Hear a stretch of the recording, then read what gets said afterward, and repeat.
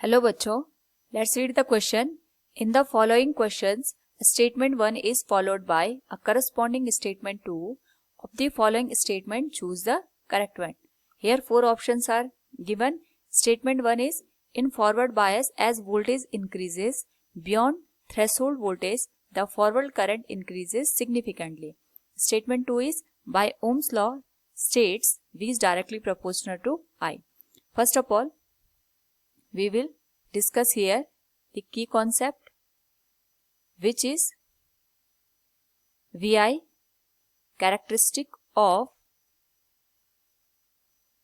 PN junction.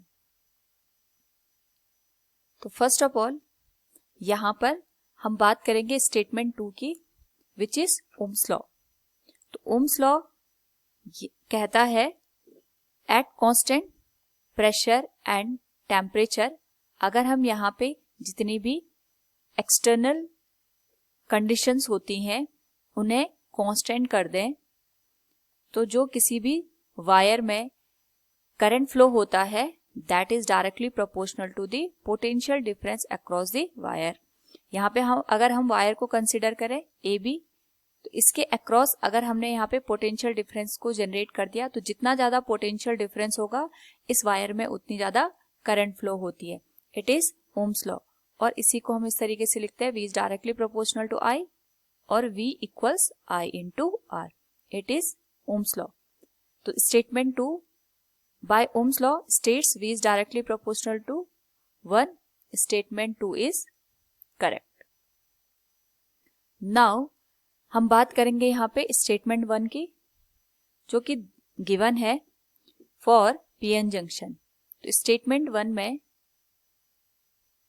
सबसे पहले हम PN जंक्शन की बात करेंगे. तो जो PN जंक्शन बनता है that is the combination of P type and N type semiconductor. तो जब हम यहाँ पे इसको कनेक्ट करते हैं तो डिप्लीशन लेयर फॉर्म होती है, और in the absence of external battery और एक्सटर्नल सोर्स यहाँ पे जो ये डिप्लीशन रीजन होता है ये फर्दर यहाँ पे इलेक्ट्रॉन और होल के रिकॉम्बिनेशन को रोक देता है.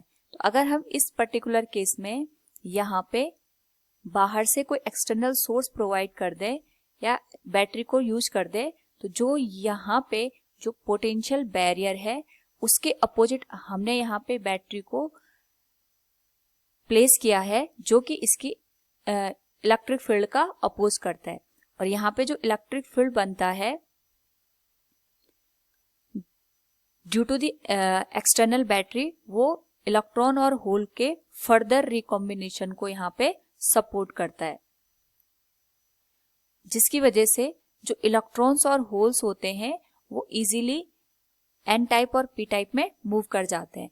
और जिस वजह से यहाँ पे अगर हम एक्सटर्नल बैटरी की बात करें तो जो ये डिप्लीशन लेयर है उससे यहाँ पे जो इलेक्ट्रिक फील्ड है उसका अपोज करता है, जिसकी वजह से यहाँ पे जो डिप्लीशन रीजन है इसकी थिकनेस थोड़ा रिड्यूस हो जाती है. तो जो इलेक्ट्रॉन और होल होते हैं ये इजीली पास हो जाते हैं और यहाँ पे करंट की वैल्यू इंक्रीज हो जाती है. तो जितना यहाँ पे डिप्लीशन लेयर की वैल्यू होती है that depends upon the type of semiconductor use in PN junction. That is for silicon it is 0.7 volt और जर्मेनियम के लिए ये 0.3 वोल्ट होता है. अगर हमने इससे ज्यादा वैल्यू का यहाँ पे एक्सटर्नल पोटेंशियल प्रोवाइड कर दिया तो उस पर्टिकुलर केस में अगर यहाँ पे जो पोटेंशियल बैरियर बन रहा है for silicon it is 0.7 volt. तो 0.7 वोल्ट तक तो ये एक्सटर्नल बैटरी इसका अपोज करेगी, बट आफ्टर दैट जो एक्सटर्नल बैटरी है ये ओम्स लॉ को फॉलो करती है. और जो करंट इसके बाद हमें मिलेगी वो डिपेंड करेगा कि हमने एक्सटर्नल पोटेंशियल यहाँ पे कितना ज्यादा दिया है. जितना पोटेंशियल हम देंगे करंट की वैल्यू भी हमें उतनी ज्यादा मिलेगी. तो हम कह सकते हैं in forward bias as voltage increases beyond threshold voltage the forward current increases significantly due to the Ohm's law. तो यहाँ पे जो सेकंड स्टेटमेंट है और फर्स्ट स्टेटमेंट है बोथ आर करेक्ट, और जो सेकंड स्टेटमेंट है वो फर्स्ट स्टेटमेंट का करेक्ट एक्सप्लेनेशन है. Hence option A will be the correct answer. Hope all you understood it. Thank you and best of luck.